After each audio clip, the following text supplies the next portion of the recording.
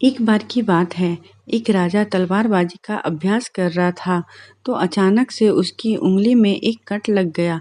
तो पास ही खड़े मंत्री अचानक से बोल उठे, राजा साहब, आप चिंता ना करें, जो होता है अच्छे के लिए होता है।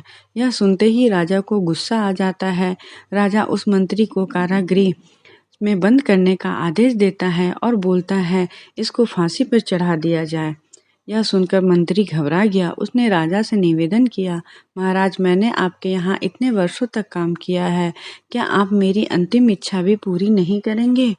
राजा बोला, ठीक है, बताओ क्या है तुम्हारी अंतिम इच्छा?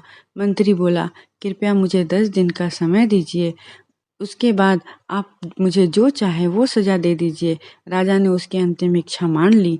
राजा दूसरे दिन अपने सैनिकों के साथ जंगल में शिकार पर निकला। जंगल के बीच से में राजा अपने सैनिकों से बिछड़ गए और रास्ता भटक गए।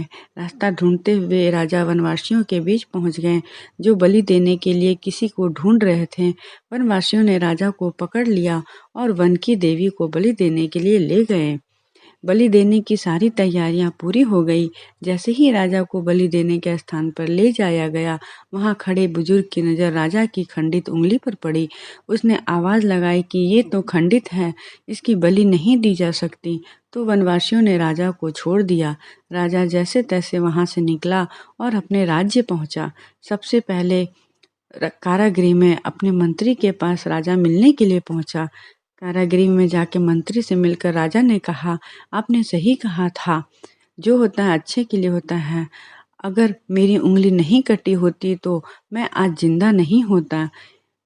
उन लोगों ने मेरी उंगली कटी होने के कारण ही मेरी बलि नहीं चढ़ाई। इस पर मंत्री ने कहा, इसीलिए कहता हूँ, जो होता है अच्छे के लिए होता है। फिर राजा ने पूछा, मेरा तो फायदा हुआ, लेकिन आपका कैसे फायदा हुआ?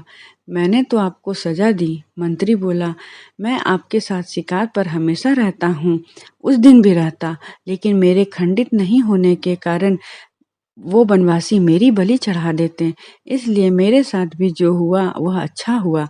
राजा प्रसन्न हुआ और उसे अपने मन में पश्चाताप हुआ कि इतनी छोटी सी बात पर मैंने मंत्री को इतनी बड़ी सजा दे दी। इसका उसे बहुत दुख हुआ। इसलिए राजा ने मंत्री को कारागृह से निकालकर फिर से अपने साथ रख लिया। दोस्तों, इस छोटी सी कहानी से हमें ये शिक्षा मिलती है कि हमें कोई भी निर्णय जल्दबाजी में नहीं लेना चाहिए। हमारे जीवन में बहुत से उतार चढ़ाव आते हैं।